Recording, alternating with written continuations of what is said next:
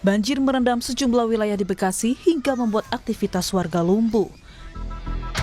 Ribuan rumah dan kendaraan terendam banjir hingga memaksa warga untuk mengungsi dari rumahnya. Korban banjir mengaku banjir tahun ini menjadi banjir terparah yang pernah ia alami.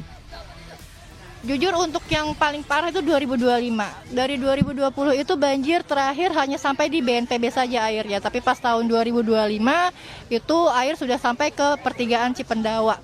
Jadi air udah cukup tinggi gitu.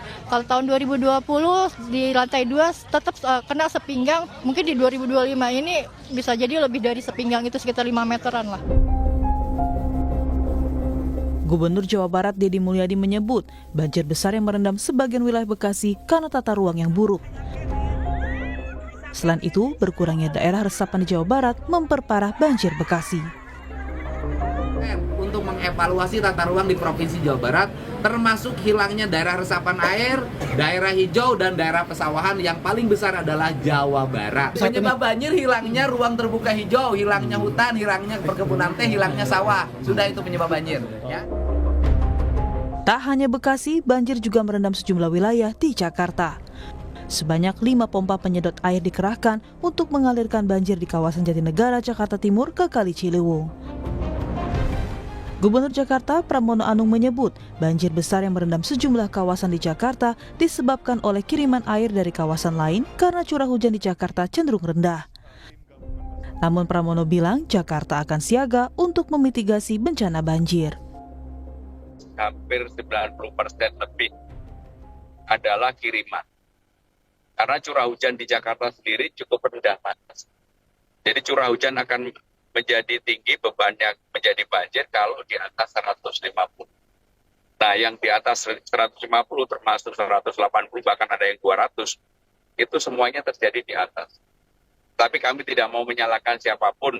Ini menjadi tanggung jawab pemerintah Jakarta untuk mengatasi itu. Dan tadi kita sudah memutuskan untuk kampung siaga bencana untuk diaktifkan.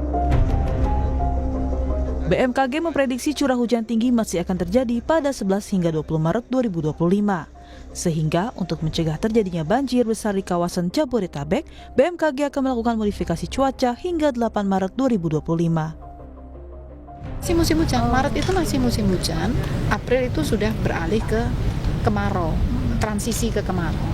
Ada mundur ya Bu berarti? Enggak, memang enggak. Biasanya memang begitu. April itu transisi. Berarti ini Kita rencanakan sampai tanggal 8 Maret. Lalu kita lihat perkembangan cuacanya. Kalau memang membaik ya kita hentikan. Enggak perlu.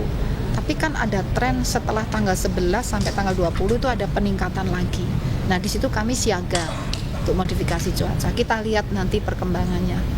Kemungkinan ada peningkatan lagi setelah tanggal atau saat 11 sampai tanggal 20 itu ada hari tertentu yang dicurigai untuk bisa terjadi hujan lebat ataupun ekstrim. Tapi makanya kami siaga.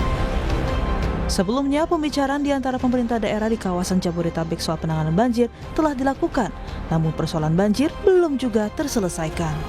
Tim Liputan, Kompas TV.